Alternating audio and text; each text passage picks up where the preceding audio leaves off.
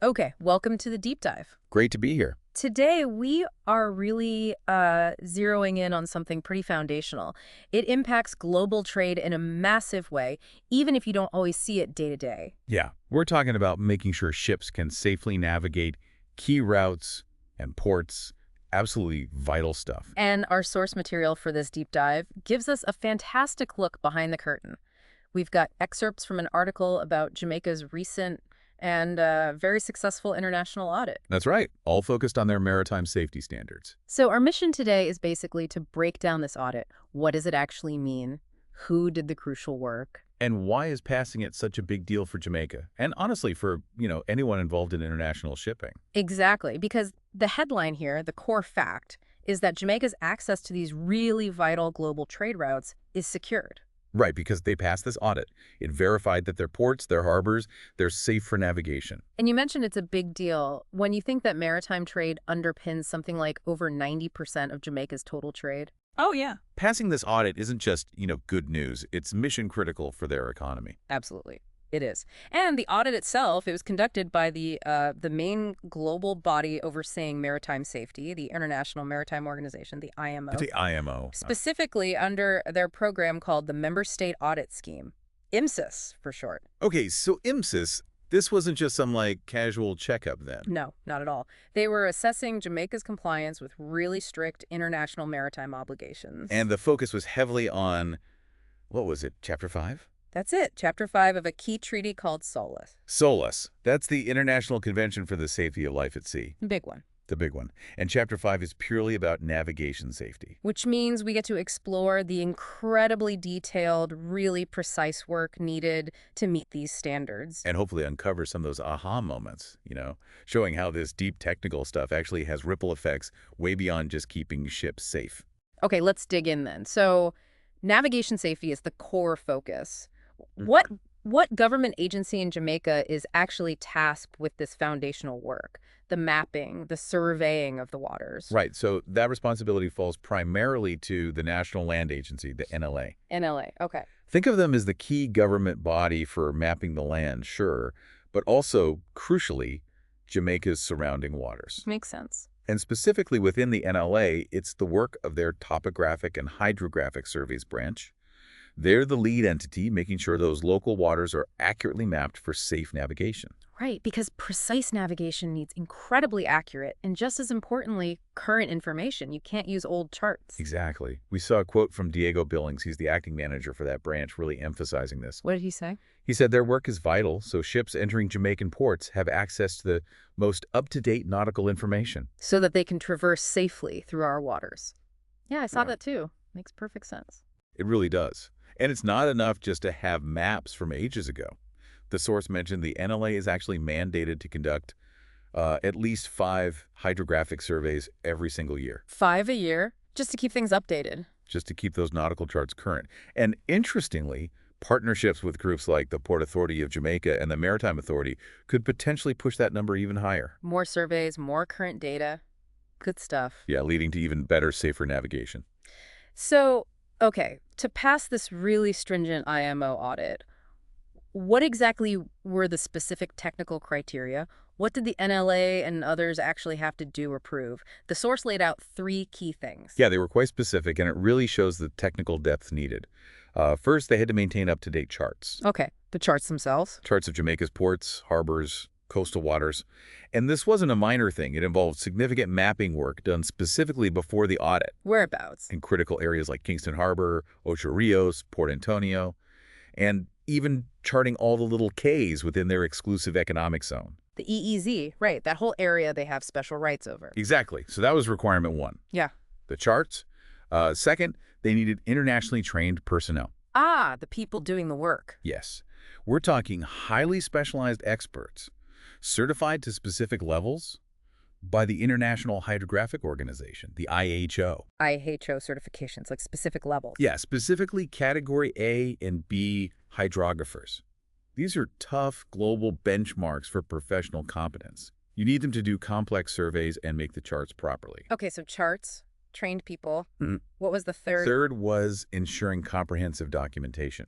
They had to show how they did their surveys, how they developed the charts, documented methodologies. Got it. So it's about the quality of the data itself, making sure the people handling it are world-class trained, and proving you've got solid documented procedures for everything.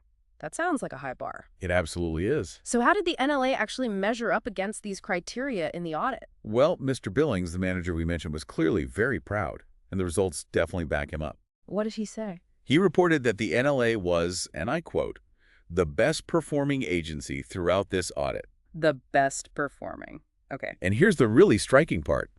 Again, quoting directly, there were no non-compliances. Wait, no non-compliances on an international maritime safety audit focused on that kind of detailed technical work? Zero. That's genuinely impressive. Seriously. It really is. It suggests just an exceptional level of precision and sticking to the standards. Who did he credit for that? He definitely credited his team, naturally, but also highlighted the support from the agency's CEO, Cherise Walcott. He noted she recognized how important this hydrographic work was and made sure they had the resources they needed. That leadership buy-in, that's crucial for these highly technical, maybe sometimes overlooked functions. Absolutely. And speaking of that technical work, Mr. Billings gave a really good description of what these charts actually represent. Yeah. He said, they might look like just mere numbers and colors to someone who doesn't know what they're looking at. Right, just lines on a map. But he stressed that they provide mariners with essential depth, aids to navigation, and hazard data that they use to safely navigate their vessels. That really paints a picture, doesn't it? It's not just a static map. It's dynamic, potentially life-saving information. Exactly. And here's where we get one of those aha moments we talked about earlier. Okay. This super precise hydrographic data gathered mainly to make sure ships are safe.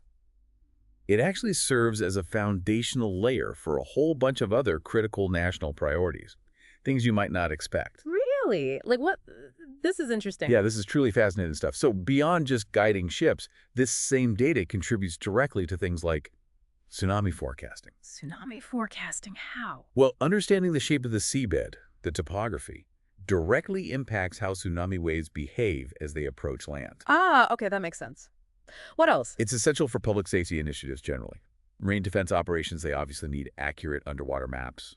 Environmental studies rely heavily on this data to understand marine ecosystems, habitats. Right. Seabed mapping for environmental work. And even routing essential utilities. Think about laying fiber optic internet cables or pipelines on the seabed.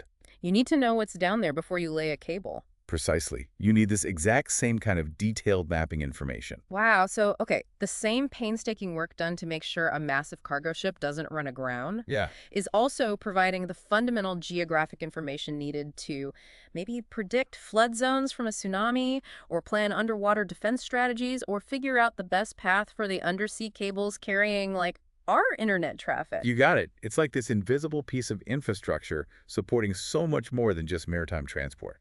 That really underscores how interconnected everything is, doesn't it? These seemingly separate areas, shipping safety, disaster preparedness, communications infrastructure, defense. It all comes back to knowing the environment accurately. This data is a truly shared national resource. So, looking ahead then, the source indicates Jamaica isn't just, sitting back after this audit success. They're planning some pretty significant steps. That's right. They're not resting on their laurels.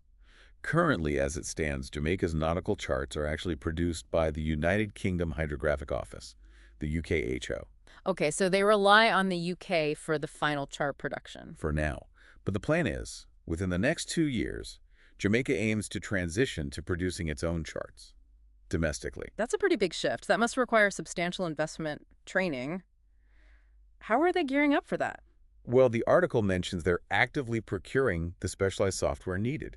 You can't just do this in Microsoft Paint. No, I imagine not. Specialized charting software. Exactly. And critically, they're investing in their people, their human capital. Training more experts. Yep. Training more personnel to become cartographers. It specifically notes plans to send 2 individuals for training this summer. Where are they getting trained? Under programs sponsored by both the Republic of Korea and, interestingly, the UKHO itself, the very organization they currently rely on. Oh, that's great. So the UKHO is helping them build their own capacity. That's good collaboration. It seems like it. So they're building both the technical capacity with the software and the highly skilled human expertise needed. That sounds like a really smart, forward-thinking strategy to take control of such a critical national function. It definitely is. And as Jamaica builds on this audit success and looks to develop this capability further, Mr. Billings is making a call, essentially, A call for what? for broader recognition and support. He's encouraging increased collaboration, getting both public and private sector entities more involved in supporting the NLA's hydrographic services. Highlighting just how foundational this work is for the whole country, not just the ports. Exactly. Because ultimately, passing this IMO audit, especially with no non-compliances, it confirms Jamaica is not just meeting, but really excelling at its responsibilities. Making sure its waters are safe, navigable, which underpins everything from their crucial trade flows. To national security, environmental monitoring, even, as we saw, our daily internet use through those cables. It sends a really strong signal internationally, doesn't it, about the reliability and integrity of their maritime infrastructure. Absolutely. A strong signal about their commitment to the highest international standards. Okay, so let's recap a bit. We've seen how Jamaica's successful navigation safety audit by the IMO was just absolutely key. Fundamental to securing their vital access to global maritime trade. And it really underscored the exceptional performance of the NLA's Hydrographic Surveys branch. Achieving that remarkable feat, 0 non-compliances. That's the headline figure. It really is. And this success, it's about way more than just safe passage for ships, right? It builds international confidence. It protects those essential import-export operations. Which, again, is over 90% of Jamaica's trade. Can't stress that enough. And we also discovered how this really precise underlying hydrographic work, it's like a foundational building block for this huge range of other national priorities. Yeah, from tsunami forecasting and marine defense to the surprisingly critical task of routing, essential utilities like internet cables across the seabed. It's amazing. And the path forward looks pretty clear, too. Jamaica is making these strategic investments software, people. Yep, aiming to produce its own charts, training the next generation of experts. And calling for that broader recognition and support for these essential hydrographic services that, as we've seen, benefit so many different sectors. It's a solid plan built on a very successful foundation. So it leaves you with a thought, doesn't it? Given how absolutely critical we've seen this accurate mapping and navigation data is, I mean, not just for giant ships, but for things like communication cables or even predicting how a tsunami might behave, it makes you wonder. How many other seemingly invisible, sort of behind-the-scenes infrastructure components do you rely on every single day that require this exact same level of precise, painstaking, and often, frankly, unheralded work? That's a great question. So much relies on getting these foundational details exactly right.